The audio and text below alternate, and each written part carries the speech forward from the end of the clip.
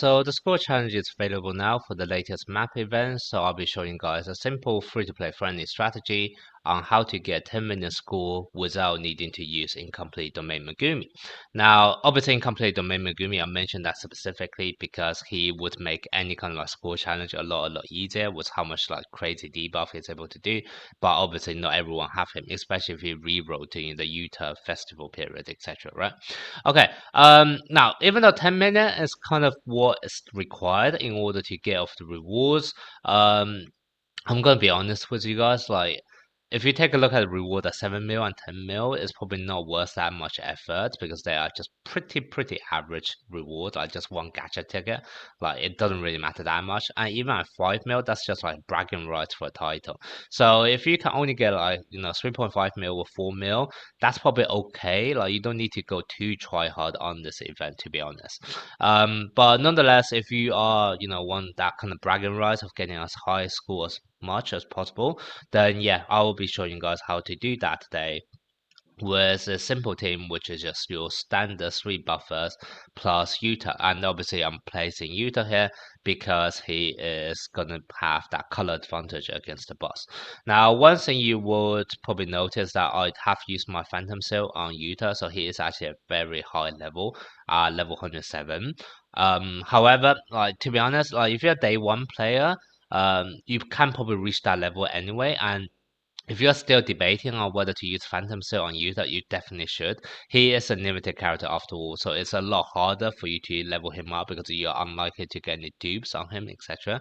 So Phantom Seal is definitely worth it on Yuta, so if you do still have it, please do use it on Yuta so that you can get his level up to level 107. Now, in terms of skill levels, this is the skills I have. I don't think they're that crazy.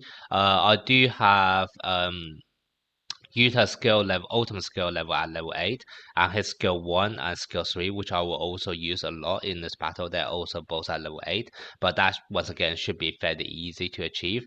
The only one which you may not have would be I'll have leveled up Yaga's buff and also Nanabe's buff at level 9, so that's something you do want to bear in mind. But if you don't want to level up their skills, you can level up Utah's ultimate instead. It kind of do the same thing anyway. The other thing you also want to bear in mind is that I do have Yaga and Lanami's ultimate skill both at level 7, and that's because they do actually do a fair chunk of damage because they're both red characters, and because the enemy is actually weak against red, so they do actually do quite a bit of damage in this game mode. So that's kind of why I leveled them up as well. From recollection point of view, they're all pretty free to play friendly. I'll have Pride max out at level 80, but this one you can get for free in Formidable Foe, so everyone should have access to it. And then as for the other ones, you have 2 SR, and then this one you can get for free right now from the daily login. That's as part of the was it like 15 million player in total worldwide between global and JP. So we get that for free within the 7-day login right now, so everyone should have access to this one as well. And as you can see, their levels are only level 40, so to be honest, if I do want to increase my damage output a bit more, I can actually just level up the first 2 recollection to level 50 or level 60, and once again that can actually help Yaga and Nanami do quite a bit more damage in this stage. And then you can see I have Gojo at my backup, but he never came on the field, so you can ignore him here. Okay, so in terms of strategy, it's quite simple. Basically, you have Kaido here so that your Yaga and Nanami can use buff every single turn because Kaido will be providing that curse energy, etc. And then for Yuta, basically because you have Pride Reflection, what you really want to do is for Yuta to use his skill 1 as much as possible because his skill 1 is a physical attack, and that basically means it wouldn't actually eat up the buff from your Pride because Pride is only activated when you actually use a curse technique attack. And because the buff lasts for 8 turns and the cooldown is only for 5 turns, that basically means you can just stack up Pride twice before you needing to use his ultimate attack. So that's kind of the main strategy here. Now, one thing you do have to bear in mind is that because the buff only lasts for 8 turns and you can use it twice, so ideally what you want to do is you actually want to break the enemy or kill off the enemy's first phase in the first 6 turns, and that basically allow you to use an ult under your 2 stack of pride on turn 7, and then you still have another really strong skill 3, which is also once again under 2 stacks of pride. So basically you kind of need to kill off the boss in the first 6 turns with your skill 1. Now, depending on what level is your Yuta, whether your Yuta is kind of also at level 107 like me, even at level 107, you still need to get lucky somewhat. I think I needed to get like a Black Flash on my Yuta skill 1 in order to actually kill him off in the first 6 turns. So you may need to try a bit with a bit of RNG as well, so that you can do the same thing.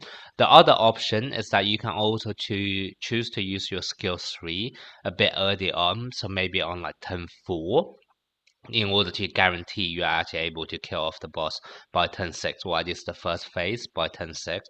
And the reason why you want to do it on turn 4 is because this skill 3 would use up 1 buff from your pride, and basically you want to use it when there's only 1 stack of buff available, so that when you do actually waste that on skill 3, it's only going to eat up 1 stack of your pride rather than both stacks of your pride. So that's kind of what you want to do on turn 4 if you do need that extra bit of nuking in order to actually kill off the boss before, in the first 6 turns before your ultimate is ready to go. So that's something you have to bear in mind. And the last thing you also have to bear in mind is the Yuta. Do you have this auto skill, which is basically a counterattack? However, annoyingly, even though this counterattack is melee, it's actually a curse technique. So what that actually is going to mean is that this counterattack is actually going to eat up the buff from pride as well. So if your enemy actually attack Yuta and Yuta happens counterattack, you probably need to restart the battle because you don't actually want to waste 1 stack of pride on something just so small damage from your counterattack. You actually want to really use it and save up your pride stacks on either your ultimate attack or on your skill 3, etc. So that's something else you have to bear in mind as well. 注意が必要ですね。相手の動きを観察しろ。片付けます。しっかり勝つだ。授業を始めよう。決まっていきましょう。皆様前に集中を。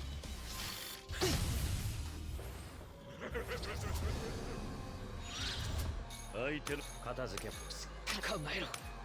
では教育の時間だ。ここが踏ん張りどころです。後ろは任せてください。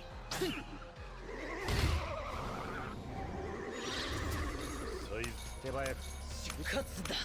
では教育の時間だ。決まっていきましょう。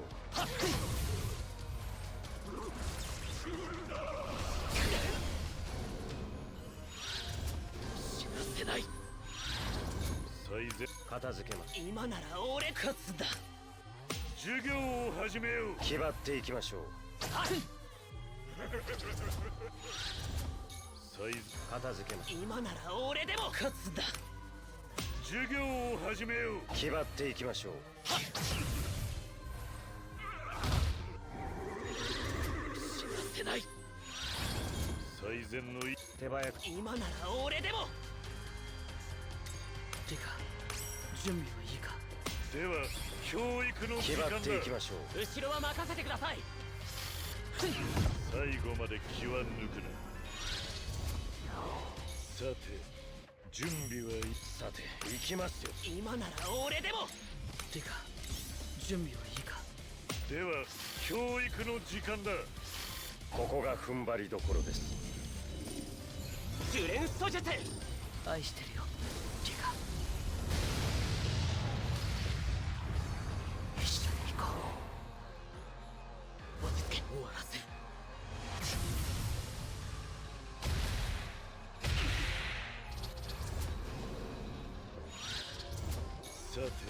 さてしっかりしろ。考えろ。では教育の時間だ。ここが踏ん張りどころです。さ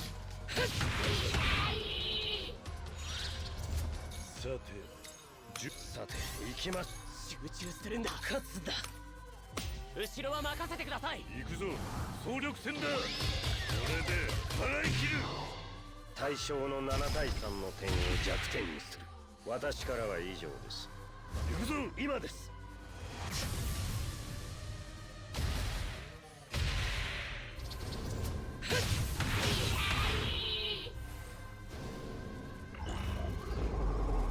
気ですが冷静に立ち回れば最善の一手を手早く済ませ今なら俺でも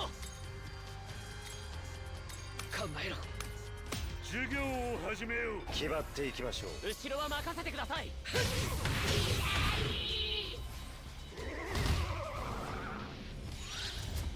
最善片付け今なら俺でも考えろでは教育の時間だここが踏ん張りどころです呪連素術合わせろ時間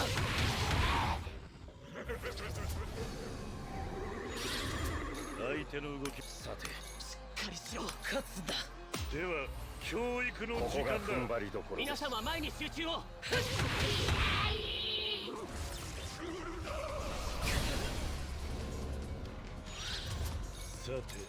さてしっかり考えろ行くぞ総力戦だこれで払い切る対象の7対3の点を弱点にする私からは以上です行くぞ今です